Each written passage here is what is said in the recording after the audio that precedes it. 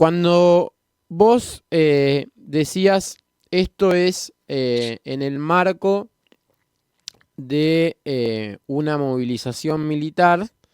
y no en el marco de, y no, no podríamos decir todavía, no podríamos caracterizar esto como un golpe de Estado. En definitiva, la idea es que me queda a mí es, por lo menos para tratar de comprender lo que vos decís, es que un golpe de Estado no se hace solo porque se haga una mímica de golpe de Estado, sino porque para hacer un golpe de Estado hay que tomar ciertos edificios, ciertos resortes del Estado o de la opinión pública y contar con una ejecución de determinadas acciones que acá no hubo, con lo cual me, me parece razonable lo que planteas en ese sentido y me interesa, vos decías PIB, me imagino que cuando decías PIB es Producto Bruto Interno, una baja en el Producto Bruto Interno de Bolivia. Esto es algo que entiendo que hace varios meses, ya no sé si diría incluso más de un año que se viene viendo. O sea, Arce, Lucho Arce o Luis Arce, como se lo conoce, el presidente de Bolivia y electo por una coalición que incluía a Evo Morales en ese momento, el movimiento al socialismo, como vos decías, había sido un gestor de la economía durante los gobiernos de Evo Morales, lo cual le otorgó el prestigio de liderar en el área económica un proceso que me gustaría que nos expliques vos para comprender el contexto de esa gestión, o mejor dicho, más que el contexto, una evaluación que permita entender eh, por qué Evo pudo reelegirse varias veces, por qué luego pudo Arce elegirse como presidente o ser electo como presidente. Eh, es decir, cuando yo estuve en Bolivia se hablaba mucho del proceso de cambio. ¿Qué significa esto del proceso de cambio? Desde tu óptica, por supuesto, porque acá hay muchas ópticas posibles, pero tu óptica nos interesa porque sos una persona que conoce el tema, que tiene mucha cautela a la hora de hacer afirmaciones y por lo tanto queremos entender en tu análisis qué es lo que está cambiando, qué es lo que tuvo el proceso de cambio en su momento con Evo Morales en el poder y que ahora no lo está teniendo. Para entender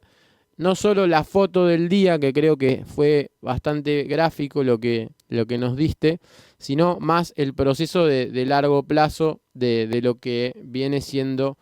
Bolivia en los últimos 20 años, más o menos, podríamos decir 21 años, desde el 2003. Evo Morales fue electo presidente de Bolivia en las elecciones de diciembre del 2005. Ya van a ser que 21 años, justamente lo que tú decías, ¿no? Él asume oficialmente el cargo en enero del siguiente año, 2006. Luego fue reelecto el 2009 y nuevamente el 2014 y extendió su mandato hasta el 2019. Ahí hay un par, dentro de su primer mandato, ¿sí? Eh,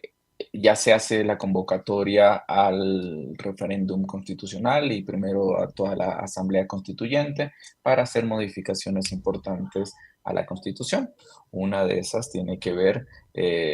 justamente con los años de reelección presidencial, otra que es de una más representativa o de mención, el país que la denominación oficial era República de Bolivia, pasa a ser Estado Plurinacional de Bolivia, hace otros ordenamientos ya a nivel de regímenes legales, judiciales, la elección, por ejemplo, de todo el aparato judicial es parte de todo ese proceso. Además, es un proceso constitucional que no fue del todo limpio, vamos a usar ese término, digo limpio cuando nos referimos a que fue así fue pacífico, así fue consensuado. Es más, todo el proceso constitucional de Bolivia se dio incluso entre armas, entre fallecidos, entre convulsiones y revoluciones, ¿no? Más allá de ese proceso constitucional, que se aprueba la constitución actualmente vigente, comienza el Estado plurinacional de Bolivia, que para la comprensión o el entendimiento de, del gobierno actual de ese momento, era el nacimiento de un nuevo Estado. Al ser el nacimiento de un nuevo Estado, e incluso para el conteo de el número de gestiones o de cuántas veces había eh, sido presidente en ese entonces Evo Morales, es como que la cuenta comenzaba de cero, dándole opción a una nueva reelección que en el conteo del gobierno actual era el segundo, cuando en realidad era el tercero, pero no contábamos con que la lógica era que se reiniciaba el conteo cuando hay una nueva constitución, ¿no? Entonces ahí ya se ve ciertos indicios justamente autoritarios de extensión del mandato, prolongación de todo este gobierno, ¿no? Que es interesante porque tú dices, sí se menciona como el gobierno del cambio, de hecho ese es el eslogan de siempre del MAS, y que fue un cambio seguramente el 2005, porque significaba justamente pasar del sistema de partidos tradicional a uno que nacía justamente de las bases sociales, que nacía y que tenía como representante a un líder sindical que ya tenía experiencia política, había sido diputado Evo Morales veces anteriores, entonces tenía experiencia política, pero que además eh, refuerza su liderazgo justamente en estos procesos de cambio contra Gonzalo Sánchez de Lozada, Goni, en lo que dicen que fue la caída de Goni. Él fue uno de los líderes importantes para gestar ese cambio político, y llega al poder, creo yo, en un momento en el que la crisis social, política, económica así lo reclamaba, ¿no? Era una cara nueva, traía un discurso de inclusión justamente de los pueblos indígenas, de los grupos sindicales que históricamente pues habían sido relegados por el sistema de partidos tradicional. Así que incluso en el sentir de la población boliviana era entre un voto castigo a los partidos tradicionales, pero también un voto a la esperanza por tener nuevas caras en el gobierno. Muchos de estos discursos, muchos de estos pilares que llevan a Evo Morales y al MAS, al gobierno del 2005, que lo acepta el 2006, que es cuando es posesionado, pues se van cayendo cuando luego muchos de estos grupos sindicales no se ven representados en sus gobiernos, cuando muchas de las demandas de los pueblos indígenas tampoco se ve reflejado en el accionar de gobierno. A nivel político, que era lo interesante, y recuerdo mucho estos años, cuando me tocaba salir del país, todos hablaban de una Bolivia estable, y casualmente, ¿sí? Eran momentos en los que el precio del barril de petróleo, del combustible, pues estaban en alza. Bolivia es un país que tenía contratos interesantes e importantes de la venta de gas con Brasil, con Argentina, acuerdos súper importantes de, de años, de 3, 5 años, si no me equivoco, y que recibe un gobierno en un momento de bonanza a nivel internacional, lo que hace que a nivel económico por muchos años haya estabilidad. Sin embargo, cuál era la dualidad al momento que me preguntaban si Bolivia estaba bien o no, era poder explicar que había una estabilidad económica justamente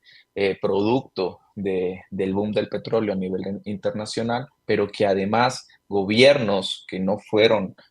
el de Evo Morales, habían justamente primero nacionalizado temas del petróleo y cambiado justamente la lógica de quienes se quedaban con el porcentaje de la venta de petróleo, que no eran las empresas internacionales, sino era el gobierno, y justamente con eso, pues, toda una redistribución de, de las utilidades o las ganancias de la venta de gas para los departamentos o las ciudades del país. Evo Morales y su gobierno es justamente benefactor de las políticas del gobierno anterior. Una Y se pregunta, hace, en este punto me gustaría detenerte para poder